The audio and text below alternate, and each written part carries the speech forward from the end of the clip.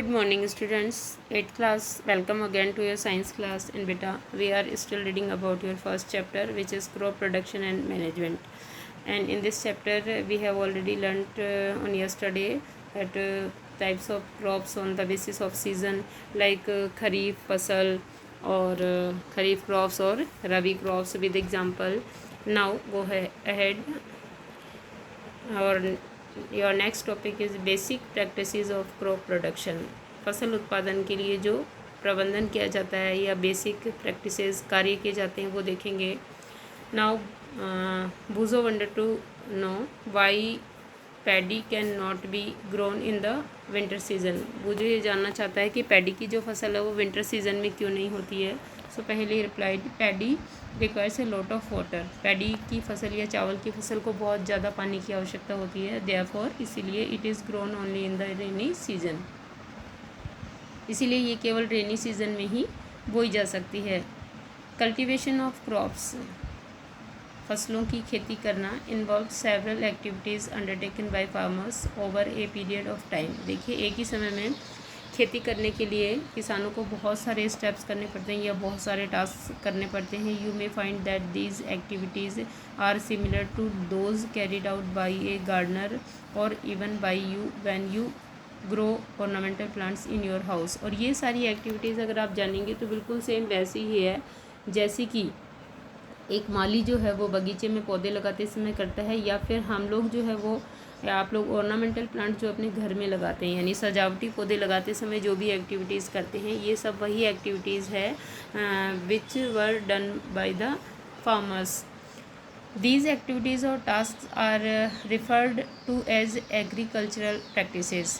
इन activities को जो है वो एग्रीकल्चरल प्रैक्टिसेस के नाम से जानते हैं, विच आर लिस्टेड बिलो, जो कि नीचे दी गई है। देखिए, it's a combo of task in which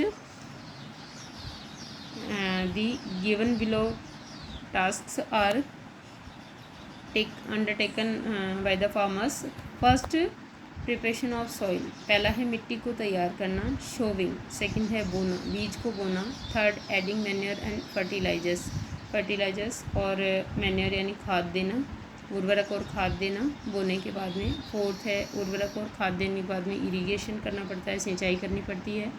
fifth है प्रोटेक्टिंग फ्रॉम वीड्स, खरपतवार से सुरक्षा, मीन्स अनवांटेड जो प्लांट्स होते हैं उनको टेक आउट करना।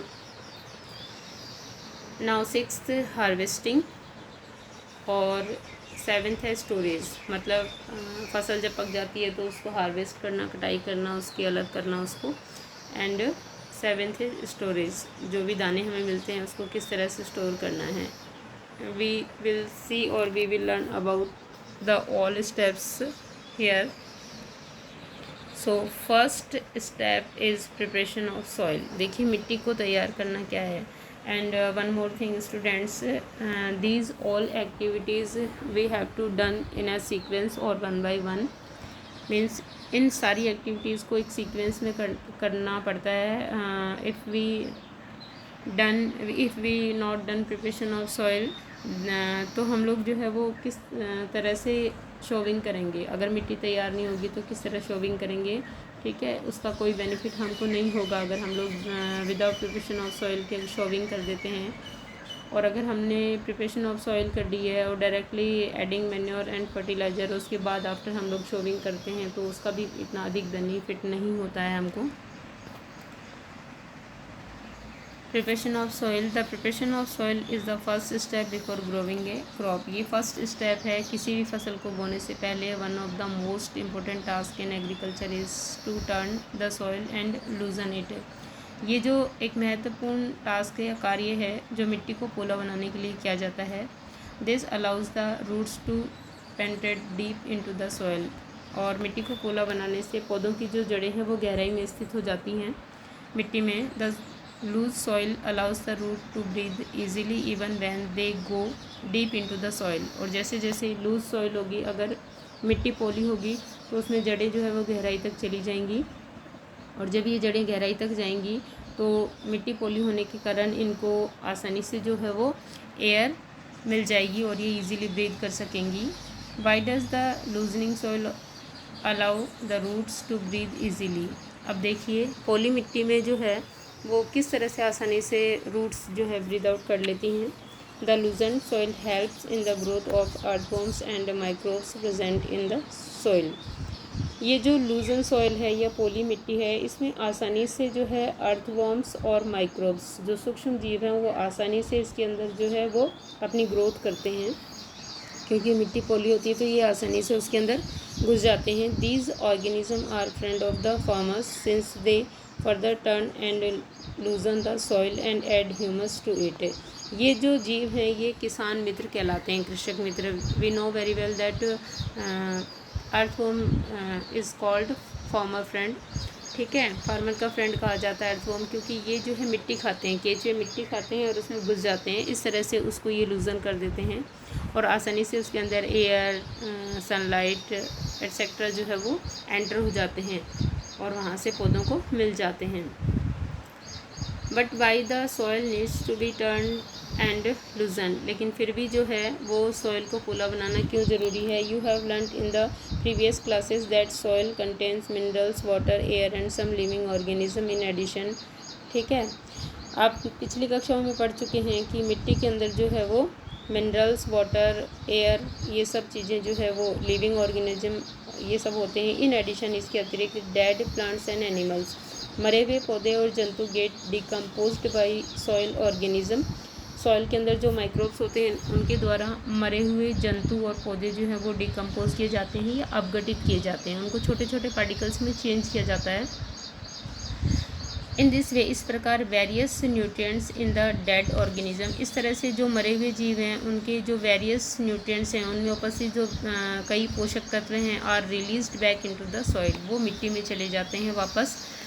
These nutrients are again absorbed by plants, और इस तरह से प्लांट्स रूट द्वारा जो है एक सोल्यूबल फॉर्म के अंदर इनको अगेन क्या कर लिया जाता है, एब्जॉर्ब कर लिया जाता है from the soil. Since only a few centimetres of top layer of soil support plant growth. देखिए, मिट्टी की केवल कुछ सेंटीमीटर की ऊपर की परत में ही जो पौधे हैं वो ग्रोथ करते हैं। Turning and loosening of soil brings the nutrients rich soil to the top so that plant can use these nutrients. देखिए, और ऊपर की उपजाऊ परत है कुछ सेंटीमीटर की मिट्टी की जो है, सॉइल की जो है, टर्निंग से वो नीचे चली जाती है और आसानी से पौधों को जो है ह्यूमस और अदर न्यूट्रिएंट्स जो अवेलेबल हो जाते हैं। Thus turning and loosening of soil is very important for cultivation of crops. इस तरह से मिट्टी को तैयार करना जो है वो खेती के लिए बेहद ज़रूरी है। The process of loosening and turning of the soil is called tilling and plugging. मिट्टी को तैयार करने को या तो टिलिंग या प्लगिंग कहा जाता है, मिट्टी को पोला करना कहा जाता है। So here is a definition for you कि व्हाट इज़ टिलिंग और ploughing. This is done by using a plough, और ये काम जो है वो एक प्लो के द्वारा किया जाता है। प्लो का मतलब हल।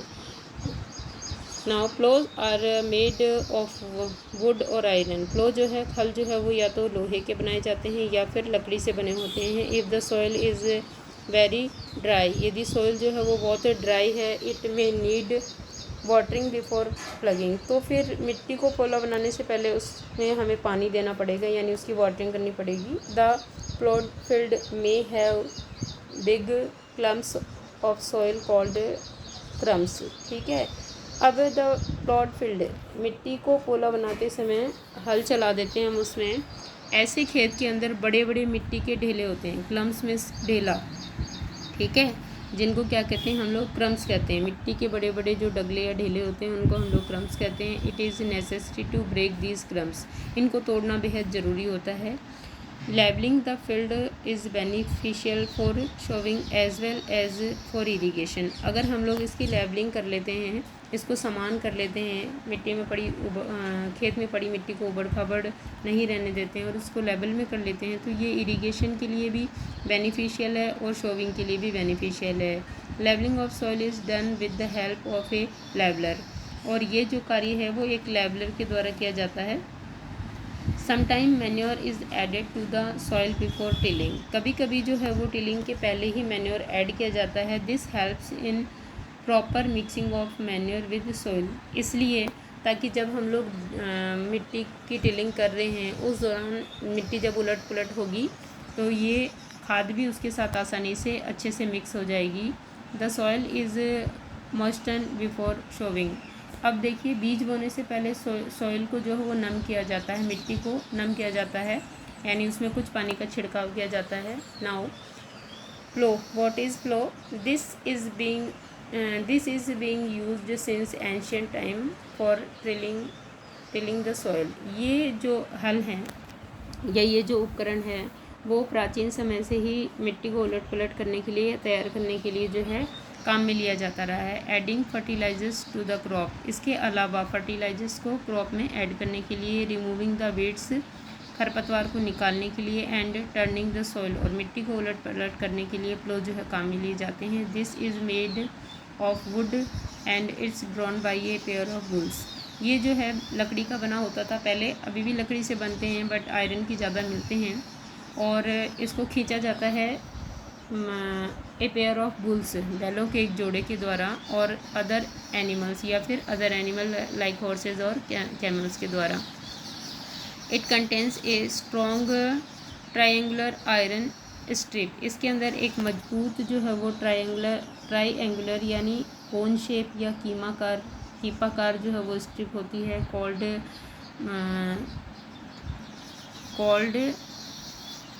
प्लोशर, जिसको हम लोग क्या कहते हैं, प्लोशर कहते हैं। The main part of the plough is a long log of wood which is called a plough shaft. और इसके अलावा इसके अंदर लकड़ी का एक लंबा हत्था या खोखली नली होती है जिसको प्लो शाफ्ट कहते हैं। There is a handle at one end of the shaft, ये है इस शाफ्ट के एक सिरे पर एक हैंडल होता है। The other end is attached to a beam which is placed on the bulls necks, और दूसरा सिरा जो है वो एक बीम के द्वारा जुड़ा रहता है जिसको बुल्स की नेक पर टिकाया जाता है।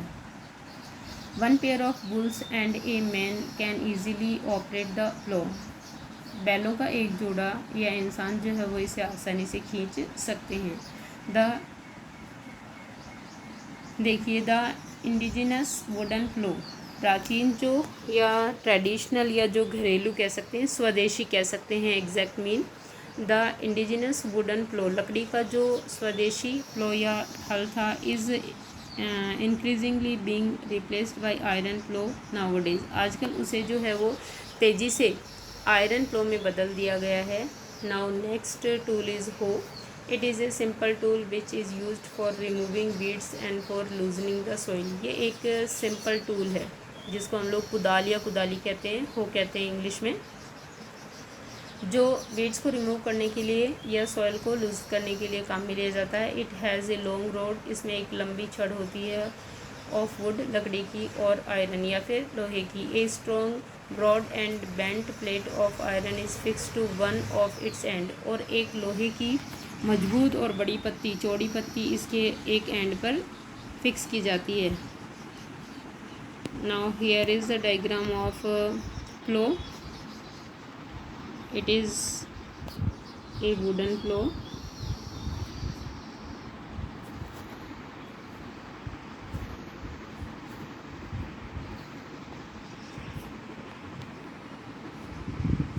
वर्क्स लाइक ए ब्लेड, ये जो पत्ती इसमें हम लोग बात कर रहे हैं, we are talking about how works like a blade, जो ब्लेड होती है पीछे चौड़ी पत्ती लगाई जाती है। It is pulled by animals, इसको जो है वो एनिमल्स के द्वारा पुल किया जाता है या खींचा जाता है। And students here is the diagram of हो, देखिए it is the blade and this structure is called beam which put on the neck of bulls or animals. Now cultivators, the